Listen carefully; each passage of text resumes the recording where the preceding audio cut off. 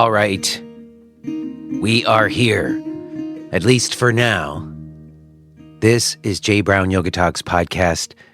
My name is Jay Brown. Welcome to you if you're new, and you may want to skip ahead, get to my conversation with Valerie Hauser. Because if you're new, I don't know, today's might not be the best day to meet me, frankly. Those of you who've been around for a while, you might be used to it. But I got to get some shit off my chest today. Things haven't been going very well. In small and big ways. First, the saga of my mouth pain continues. It's been gone. Everything was great. 2 weeks ago, I went in and they went to put in the permanent bridge, and it fit pretty good, but the gum line had receded some, so the enamel on the front didn't go all the way up to the gum line, and it looked a little bit not so great. And she said, well, I can send it back and they'll fix it. Or if you don't care, we can just leave it like it is. And I thought, I'm paying a lot of money for this, and it's the thing you only do once. Send it back. So today I go in, a couple weeks later, to finally get the new fixed up one put in, and it looks great. They fixed the enamel thing, but it doesn't fit that great. So they had to futz with it and do all kinds of adjustments, and now tonight I'm sitting here and my mouth hurts. And it's a small thing. I feel confident the pain will go away, but it's on top of much bigger things. Like whatever semblance of an illusion we had that in the United States we live in a democracy has died. They acquitted fuckface again today. What I think is dawning on me, and maybe not on everyone, is that for the first time in history of this country, we have not had a peaceful transfer of power. The former president still asserts that he won. And the Republican Party on whole has not chosen to hold him accountable for that lie. And isn't the hallmark of a democracy a peaceful transfer of power? So it just seems to me like we are absolutely seeing the downfall of America. And, am I going to do this? Am I going to say this? I wasn't going to. I was going to wait. You see, I recorded a conversation that you're going to hear in 2 weeks if you stick around, or if you come back in 2 weeks. And I was going to wait till then, but fuck it. I'm going to go ahead and say it because it's pressing. There's too much kind of rage in me to not just say this out loud, which is, I don't believe that we are being told the truth about the pandemic. There you go. I said it. I don't think we're being told the truth. I'm not going to guess as to who's pulling the levers of power, or how much of it is something that's planned or nefarious, or how much of it is just like disaster capitalism. I don't know. I'm not going to guess to any of that. But what we're being told just doesn't add up. And I am really reading a very wide, diverse sources of information. I'm reading people I completely disagree with, people I agree with. I'm reading actual peer-reviewed studies. I've been trying to look at actual data and see if I could see what's really there, even though I can't always understand what I'm looking at. But here's the thing. I'll give you an example, okay? 3 days ago, there was this big article in the New York Times, and it was about how the team of scientists from the WHO went to China to find out what are like the origins of the virus.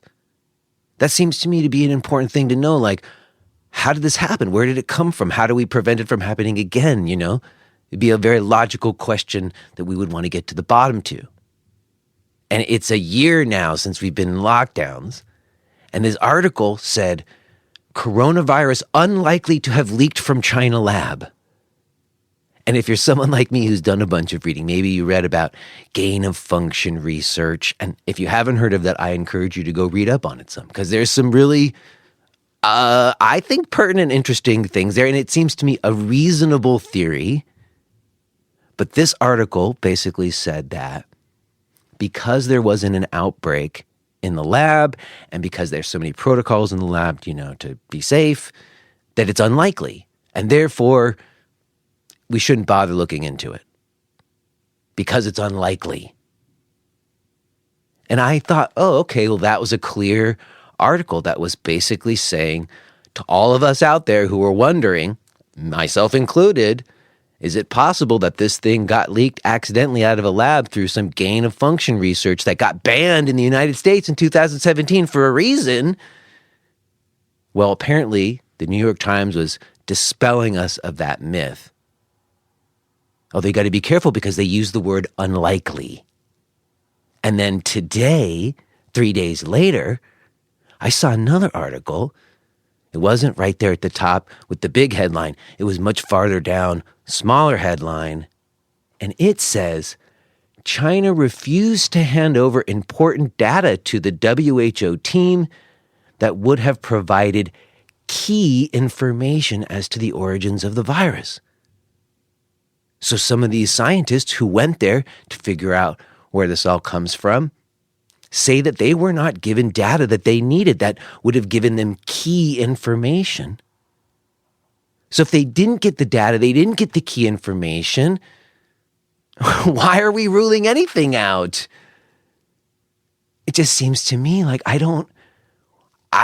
if we can't trust the New York Times, which everybody seems to be taking their cues from, we have to question all of it. And I'll just say this, I don't understand why everybody's so excited about the vaccine. I'm sorry, maybe there's a bunch of you right now who are like getting upset now and you're thinking, why is Jay saying this? He's being so irresponsible. We all need to stay inside, wear our masks, and get vaccinated if we want to get back to our normal lives. And I'm just questioning whether that is true. And I think it's okay to question whether it's true. Because from what I can read, the vaccine won't keep me from getting it. It won't prevent me from giving it to others. What it is said to do is be 95% effective, which some people debate, but let's give it the benefit of doubt. 95% effective in reducing my chances of having extreme symptoms. Now, that sounds actually pretty important, I don't want the extreme symptoms. None of us do. And it's 95% effective in reducing my chances. Doesn't say I'm not going to have them, it just says it's going to reduce my chances, and it's 95% effective. So, hey, that's convincing. Of course, there's also anywhere between 40 to 80% chance that I would be asymptomatic either way, And the only way to know that would be through the testing. And then if you read about that shit, about the cycle thresholds and all that stuff, and I've listened to it. I've listened to the sensible people who say, okay, well, let's dispel the myths about the vaccine. It's safe and we know it's effective. Everybody needs to go and get it. I don't know how anybody can say that with any degree of certainty. I'm sorry. It is unquestionably true that these have never been used before, these mRNA vaccines. And yeah, they did some testing, but they didn't do all the testing they normally do because it was fast-tracked.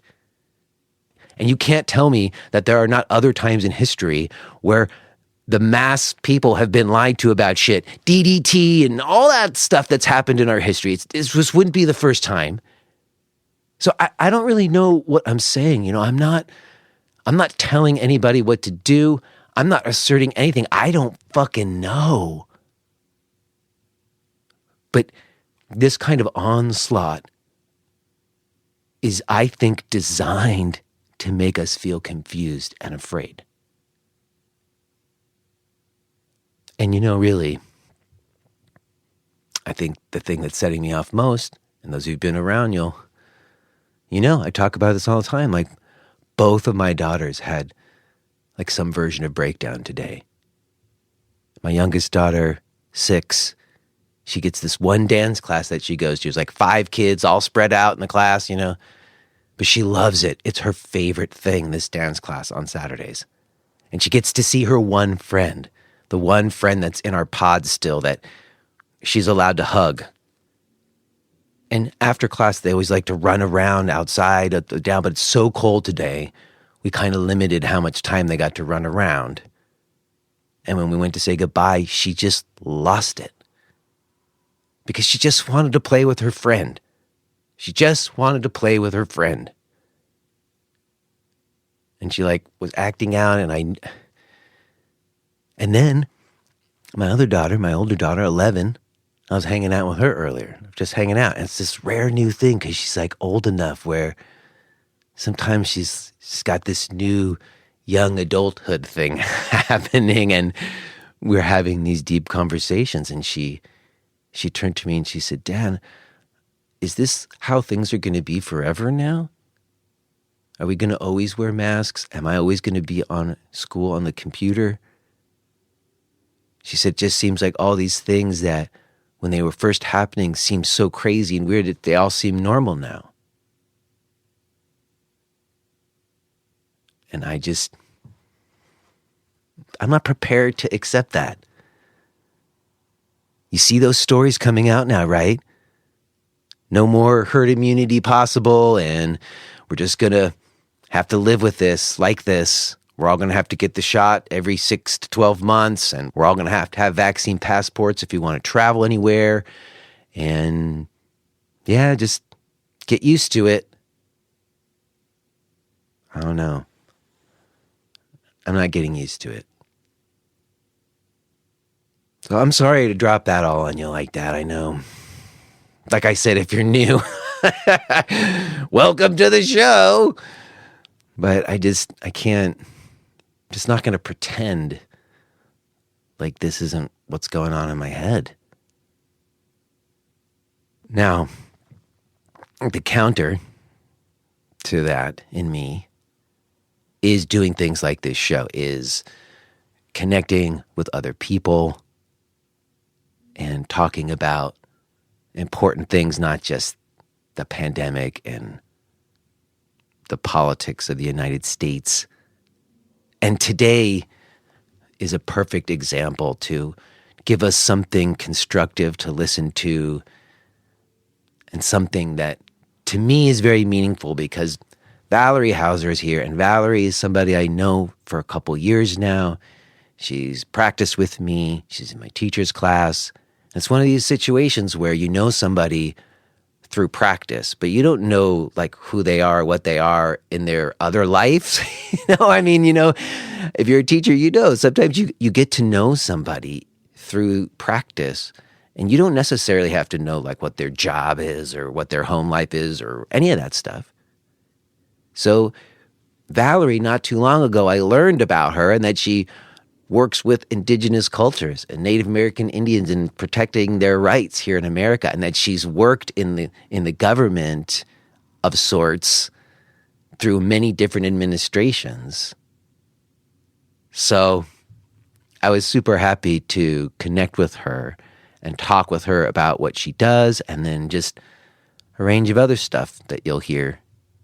So we will have some time to hang out as friends, which I do think helps me feel sane when everything around me feels as crazy as it does these days.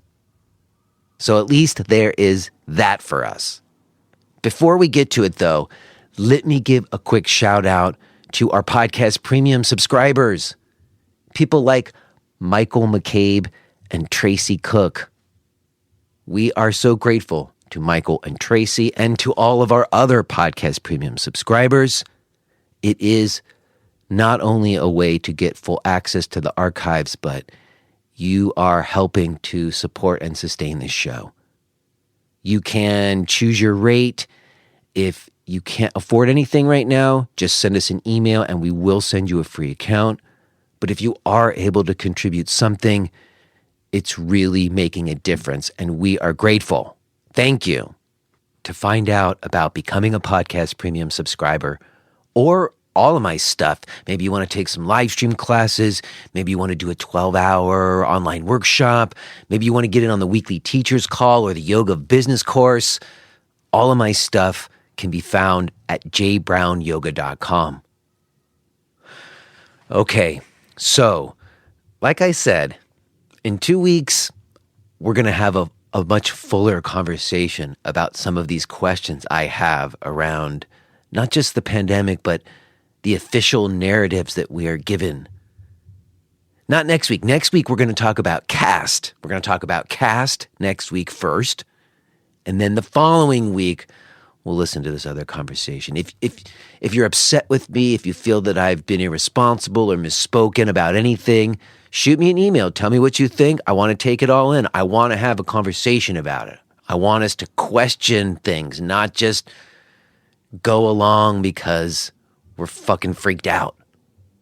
Is that fair? Is that a fair request? You can let me know.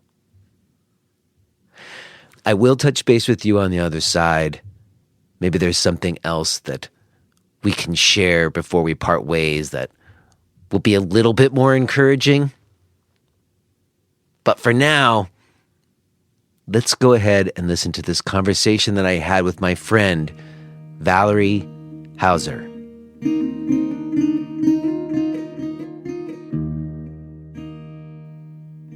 Hello? Are you there? Hi, Jay. Can you hear me now? I can hear you now. Hi, Valerie. Hi. What's going on? Oh, good stuff.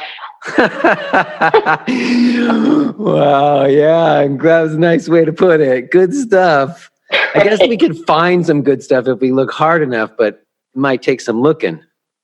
Yeah, well, I look every day. As best we can. That's right.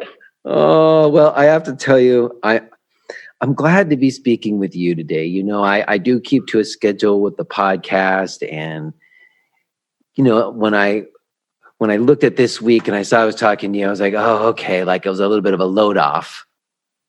And I think just because of the comfort level I have, because we have known each other for a bit of time already. Oh, yeah, exactly. Yeah, and this is the first podcast I've ever done, so you know, I had my knee-jerk reaction was to have a panic attack, and then I thought, but I'm just talking to Jay. It's fine. Exactly. And right. we have talked before, and you know, honestly, I mean, I didn't even know like what you did outside of the relationship we have like, in yoga practice together until somewhat recently. Right. And then there is some things with your work that I think are interesting for us to talk about today. But even before we get to that, we met, I believe it was in 2018, right? Was it 2019? But I think it was 2018. No, I think that's right. At a workshop in Carlisle, Pennsylvania, right? At Anahata, is that right? No, in Falls Church. Oh, we met in Falls Church? Yeah, the Yogi Underground. Wow. With Christina Kuhn, yeah. Okay. Oh, maybe I'm confusing you. I don't think so. Did you write me an email about being in pain and having to get to your car? Or was that somebody else? No, that was somebody else. But you know, but I have written to you about having pain and having surgery. So right. I think I might have mixed you up with another person, but right. We met. We met in Falls Church. Right. And I don't remember when that was. It was the first time you came to the Yogi Underground. So do you remember when that was? Oh, well, then that was considerably earlier. That might have been even in 2017. I can't remember. Right. But it's been a while. Oh, okay. So we've been in touch since then. I thought that was even more recent. And I don't remember like what prompted us to be in touch. You sent me an email after the workshop. Is that what happened? Yeah, I think so. And because, and I had seen you earlier. I studied with Leslie Kaminoff, and you did a class with him, I think, in his anatomy principles class. So I had seen you, right? Didn't you? I know you took that class as well, but I also think he had interviewed at one point. There was an interview that he did, and also if anybody took the course online for a while there, I don't know if they're still using the same version. It just so happened that the time that I took his course was the time that they videoed it for his online version. Right. So people who took the online version sometimes like saw me asking a bunch of questions. Right, and I did that. I did the online version, and you were always asking questions. That's right.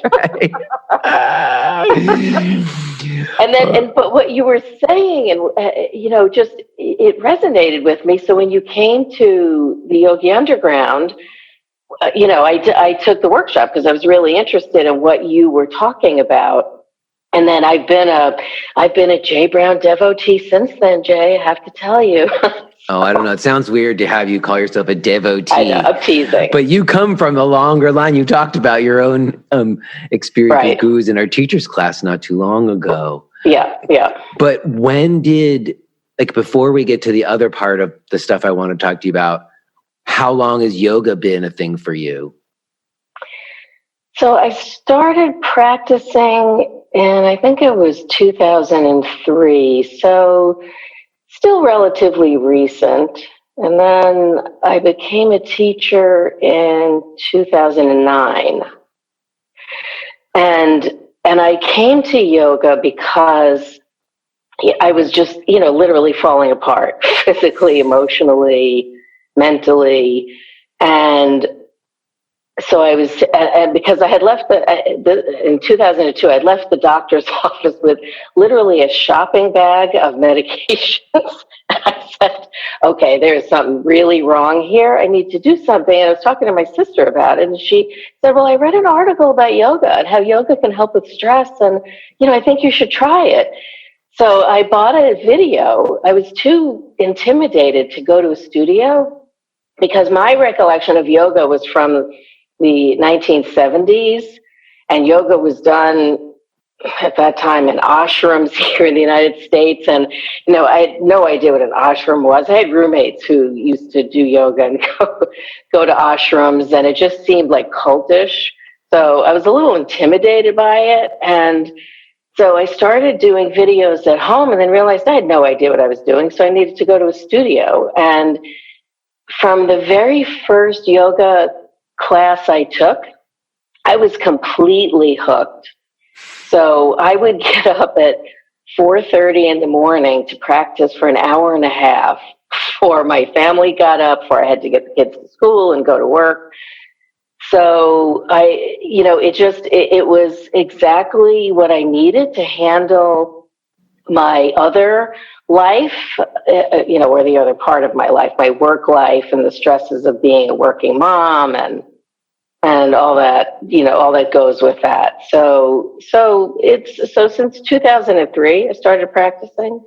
Mm-hmm. And when you were leaving that doctor's office, what was the diagnosis? What you said that was just stress, or what were they giving you? Oh, it wasn't a diagnosis. It was multiple diagnoses. I knew I had asthma, so I was having asthma problems. I was diagnosed with arthritis in a couple of joints, with an ulcer. And I can't even remember what else, because for years I used to rattle off what it was, and then I decided that was I was identifying with it, so I would stop doing that. But that's good. I don't want you to do that. Don't identify with it. No, right. Let's not bring anything back up, Exactly. But much of it was, my asthma was being aggravated because of stress. I had an ulcer because of stress, and when you hold all that, as yogis know, when you hold all that in your body, you start having problems without having a release. And as soon as I started doing yoga, all the symptoms began to get better. And, if you had told me that was going to happen, I'd have said, oh, that's too woo-woo. Come on, I get on a mat and I move my body. Mm-hmm. But just because it happened organically, I began to realize about a year later that it was this magic that was happening on my yoga mat. It was incredible. See, that shit's undeniable. Exactly. It's not woo-woo. Yeah, no, I was similar. I did not come to the mat already of that mind, but I had a similar experience. Like, you see a shift in yourself and then other people notice it and you can't deny it. You're like, you said, there's some kind of magic happening in this practice I'm doing. Yeah. So I tried to figure it out for years and then decided instead of figuring out, just enjoy it, just go with it, embrace it. I like that. Well, you see, I'm not trying to figure it out. I'm just going with it and enjoying it. But I also like to learn more about it and come to understand it more. But trying to figure it out is another thing, like as though you would have the answer. Right. Well, I was trying the scientific approach. Like, well, it's got to be a reason because, my blood's circulating, or I don't know what, or my lymph system is working better. I was trying to find a scientific reason for it. And then, I realized, like, just give that up. It's not important. Well, again, I think that could be interesting, but it's not important. If it happens, it happens. And then you can find science to try to explain it. But you're trying to explain something that happened. Right. Yeah, exactly. Or justify it. I don't know. Yeah. So. And what was the yoga like? What was the center? What was the classes? What did your first practices look like? It was a very small center, that just had a single room, with a single teacher initially, teacher owner. And it was called Sacred Well. It's no longer in existence. It went out of business a few years ago. And I found it because I just did a Google search to find yoga studios. Because in those days, there weren't big signs out front that announced, yoga center here. So, I had never seen it actually. But so the name struck me, and I decided that's exactly what I needed. I didn't have any idea what it meant, but on a deep level, it was, it's what I needed. And the classes in the studio were not like the classes, like most yoga classes today. They started with a reading. We always chanted before and after the practice. And it was not just asana, it was pranayama, meditation. And so the teacher used to say that she taught all the limbs of yoga. And I didn't really know what that meant because I didn't really know anything about yoga. So I had no idea that was like, that would come to be something that's rare. Mm-hmm. And she also, so I knew after taking yoga for about a year that I wanted to teach this because I thought, I have to share this gift with other people. This is amazing. And she did the first teacher training about 3 years after I'd started, maybe 4 years after I'd started. And I asked her if I could sign up and she said no. And I was devastated. I was like, but I really want to teach. And she said, you're not ready.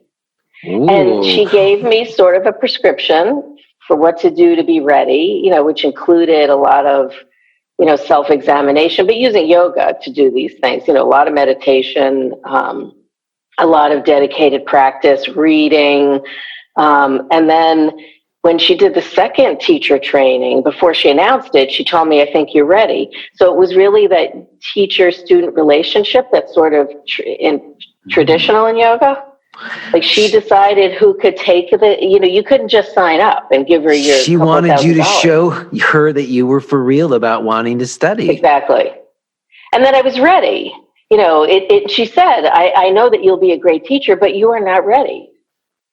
Wow. So, yeah. That didn't happen a lot, even at that time, because you said what? It was around 2009 when that happened? Yeah, so I took the training in 2009, but I had asked her if I could do it in 2005 or 6. And she said absolutely not. So, yeah.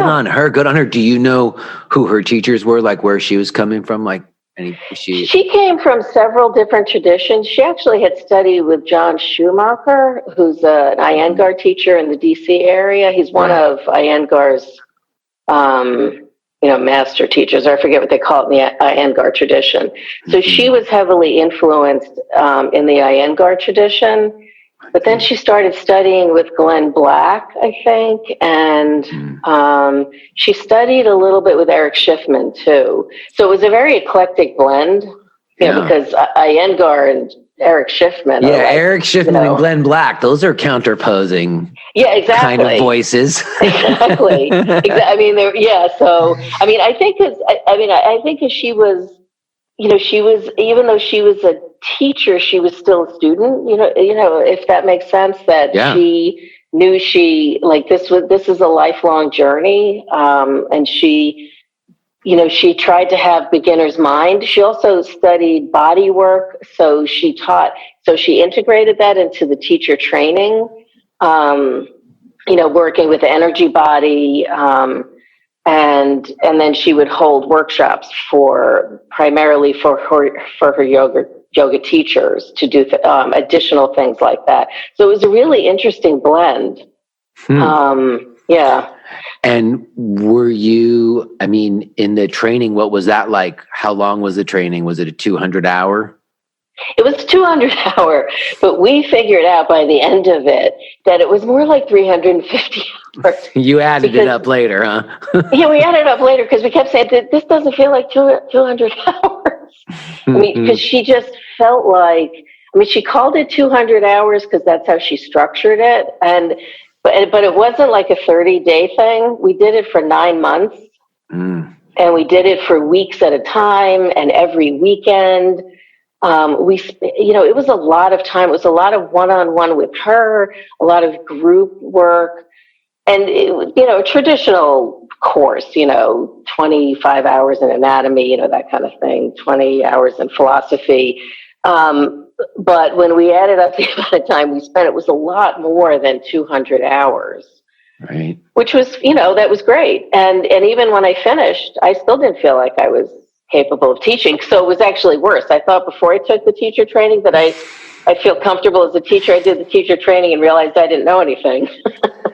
Well, I guess that could be good and bad, although sometimes certain types of, I had teachers who made me feel that way, and then I had other teachers who made me feel empowered. Yeah, and she made me feel empowered. She has always had faith in me, but I just looked at this and said, I don't know what I'm doing. This is a lifelong study. Yeah. So it took me years so I think initially, and many yoga teachers probably do this, I was just parroting what she used to say. Like Valerie wasn't teaching, Frances was teaching, was channeling her. Your teacher was coming through you. Sure. I think that's a very natural beginning to a person's teaching, Right. Yeah. But at some point it changes. Did you teach at her place? Where did you start teaching? I taught at her studio. And only as a part-time teacher, because all the teachers, she was the only full-time teacher. Everyone else was a part-time teacher there. And then, so shortly after, or right about the time that we were graduating, she sold the studio. So to one of her former students. So it was like the rug being pulled out. So, I kept saying to her, well, I know you were trying to teach us about non-attachment, but this is a little extreme. It's this, but I realized, at first I felt betrayal because, it was a very close relationship. I felt betrayal. She was leaving us. And then I realized that it was probably the best thing because I do think that students sometimes get too attached to a teacher.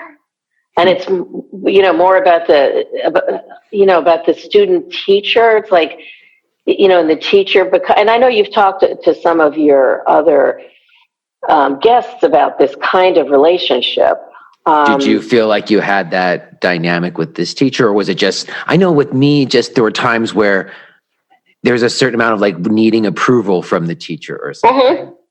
Oh yeah, that was definitely part of it. If she looked at me, and smiled, it was like, oh, that's, I'm validated, which is, ridiculous. That's not, she didn't try to teach that way. That was my own insecurity.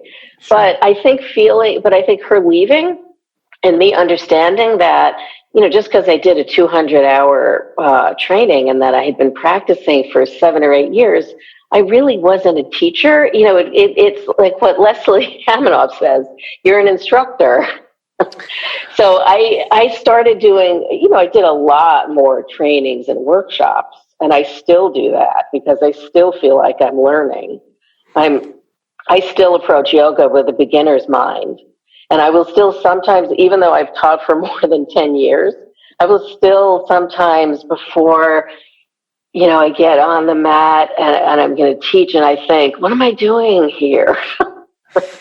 What do I really have something to say? Yes, that's honest. Right. I mean, that's honest. I guess I'm wondering in the training that you did, or in the teaching that you did after you had your training, I mean, you said that you started out as an instructor, and I think that's true. And then you did more trainings. But is it the training that made you go from being an instructor to being more of a teacher? Is it the doing of it? It's the doing of it. Yeah, that's a solid point. I mean, it's the doing of it. Yeah. And just being more immersed in yoga and just spending more time on the mat. So it is so even in those moments now when I think, what am I doing? And I had just stopped teaching for 3 months or so because I had surgery. And I just taught my first class this past week again after being gone. And, the panic this time, and that's a long break to not teach for 3 months. So I thought the long break would make this really impossible to go back. And, as soon as and obviously it was a virtual class. So as soon as I turned the camera on, it was like, yeah, this is where I'm meant to be, on the mat teaching. So isn't that nice? Like no time has passed. No, right, exactly. No time's passed. Yeah, I have a similar feeling, and I think that people who are like called to teach yoga classes, maybe that's some of the reason why. As I feel like no matter how much time passes or what other kinds of trials and tribulations, in that space where we're having this practice together, and I'm taking on this role of being the facilitator. There's a certain consistent, comforting, it's not always comforting, but grounding feeling of timelessness and truth to it, which brings me back again and again and again. Exactly. And I sometimes wonder if it's because I have always taught students that I've had for periods of time. Like the studios that I taught in, so Sacred Well is not the only studio I taught in. When it closed, I moved to other studios in my local area. But many of my students from Sacred Well came to the other studios. But even in the other studios, I developed relationships and had the same students again and again. So I've never taught in a big public class or in a situation like a fitness center or a gym where, anyone walks in. So I think it is different when you have a relationship like that with your students. And even now I teach what's essentially a private class because it's not open to the public. And the students, some of them have been with me since I began teaching. And others have been with me for the past 5 years because I teach a class at work for my colleagues. And so they've been with me, anywhere from 5 to 10 or 11 years, however long it is. 11 years I've been teaching, or 12 years. I can't do math. And I think that's very different because, even though we're doing it now virtually, I can look at them on the camera and we're so connected that I have a better sense of what they need. So even though I always plan what I'm going to teach, it's easy for me to drop the plan and give them what they look like they need or what I can sense that they need. And I don't know because I've never done it in a big open public class, I don't know if it's that easy to do. Well, it's interesting you say that. I know that there is a difference sometimes, at least initially for sure, where if somebody on an online class with me is someone I've been in the same room with or had practice with over time in the same room with before we have online class together, it does feel easier to like have more of a connection or have an ability to read the room, as they would say, even though you're not in the same room. Right. I would add that I do now, having had people do live stream classes with me consistently over time who I've never met in person, I do think that I have formed similar connection and even like intuition, and am able to pick up on some things. It's not the same as like when you're in the room. But I have noticed that I have been able, especially when it's long-time practitioners or people who've been with me for some time, I do feel like I can get a vibe sometimes and let the class go with that more than I would have thought in the past because it was digital, you know? Yeah, exactly. It's interesting that you can, I think because we watch people so much that there's subtle body language you can pick up and facial expressions. So yeah. I think if you've taught, especially for as long as you've taught, you're better at reading people, I think. Right. And for me, it's because I encourage people to make changes and choices. I know you were just asking me if you should come back to live stream because you had the surgery. And I was saying, yes, you should, because I kind of encourage people, you know, to make different choices and not necessarily stick to me. Right. And so watching the choices that people choose to make, you know, exactly. tells you a lot about what's going on in the room that day. Exactly. Yeah. Yeah. Although I have to admit, so I used to be, especially coming from an Iyengar tradition, it was like, you have to do what I tell you to do. So yes. I evolved into, I'm giving you a suggestion and this is what we're trying to achieve, like, to move the spine. So do what feels good to you. And it took me a long time to get over, like I'd look at them either if it was in person or on the camera and think, what is that? Is that okay? So, it's been an interesting journey to transition to a different tradition because they teach now more in the tradition of Desikachar. Interesting. And not Iyengar at all. And would you say that had that evolution started even before the pandemic and online classes? That started when I started studying with Leslie Kaminoff. Right. Because so here I am, a brand new teacher, because we finished our training in the summer of 2009, and then in the fall of 2010, I started studying with Leslie because I thought I didn't know enough. I started freaking out that, I really don't know what I'm doing, so I need to do more training. And, I took Leslie's and he makes you feel like that even more. No, actually, that's not true. It was really worse. I mean, I would be paralyzed. I'm kidding, because he does also kind of give people some good stuff to go off. He doesn't just break everybody down or whatever. No, but yeah, it's like really and every word that would come out of my mouth was like, I shouldn't have said that. What am I talking about? You don't open the heart. You're not opening your hips, and Amy Matthews' thing about, stop saying you're opening the hip. So it was like, it was in a way worse initially, but that's what moved me away from this. First of all, this like doctrine of, it has to be this way to, moving more organically with the body and listening to your body, which is what yoga is supposed to be. So, and that other thing you said about the difference between sort of telling people what to do or how it's supposed to look or something, right?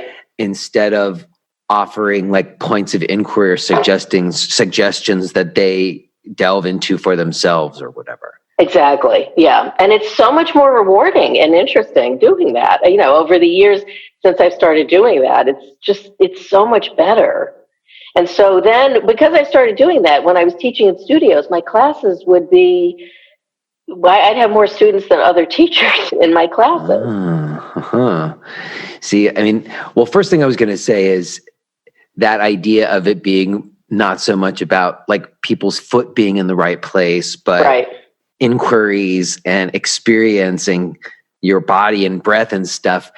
That is, I've heard for a lot of people, become more essential with online classes because Sometimes students are even choosing to turn their cameras off, Right. or you can't really see. No, you can't. Depending on their camera angle, which is usually not that great, you Right. can't really see someone's alignment to be correcting alignment so much, even if you wanted to. Exactly.